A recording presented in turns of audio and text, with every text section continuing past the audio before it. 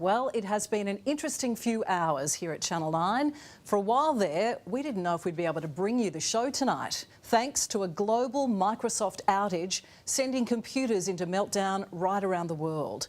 Jetstar passengers have been told to go home after major delays at airports around the country.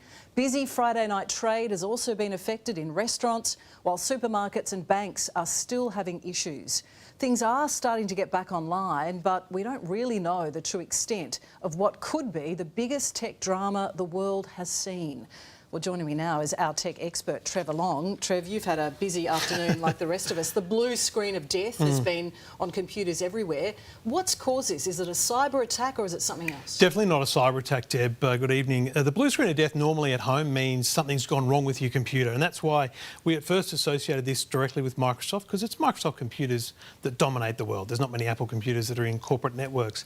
But actually this appears to be a third-party company called CrowdStrike, and what they do is they provide businesses and large enterprises with antivirus and security services, and they bill themselves as preventing these companies from suffering a cyber attack, having major outages and keeping them safe and secure. So businesses who have downloaded this to try to prevent problems are now seeing problems. Exactly. So this company did some sort of software update. It went wrong. We've heard of that happening before, haven't we? And because that software update went wrong, this CrowdStrike service was offline. And so all the computers that rely on it for security, essentially in a layman's term went, well, I'm not safe, so I'm not going to start up.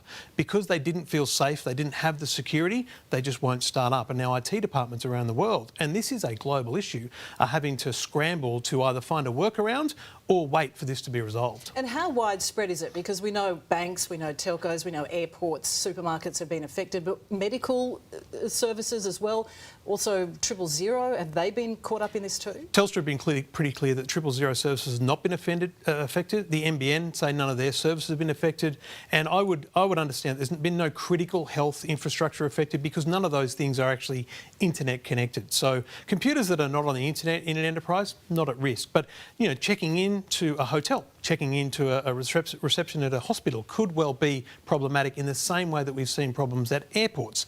You know, we rely on computers so much that just checking into a plane and boarding a plane, even if you've got a boarding pass, relies on a computer, and that's why this has been such a huge outage. Like, as you said, there's been nothing like this in the world. The Optus outage last year was the biggest thing we've seen in Australia. This would probably top that broadly, but then this is global. We're seeing this in Germany, the UK, the US. It's still overnight. They're going to wake up to this problem. And yet, in our office here at 9, we've had some computers affected, others not. We've had to change the computer setup and the camera setup in the studio. It's not widespread, it's just sporadic.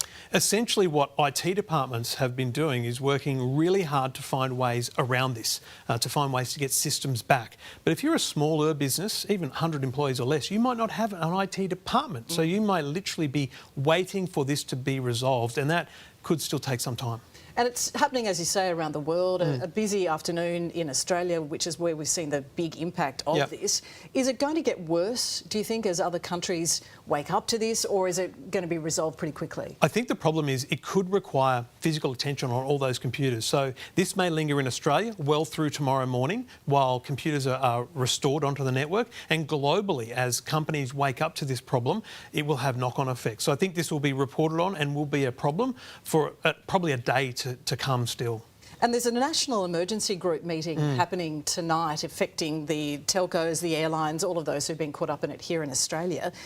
Are you sure that someone just doesn't need to turn the on and off button? Isn't that the eternal internet and tech fix? Just turn it on and off again? Tomorrow's solution may well be turn it off and turn it back on again, because once it's resolved at a network level in the cloud, the average computer might just need to be rebooted. And hopefully that's all it'll take for individuals and businesses to come back online. But I think the security group, the emergency group, need to think about what ramifications this has for the future, because what this exposes is how big one company, the impact they can have on our nation.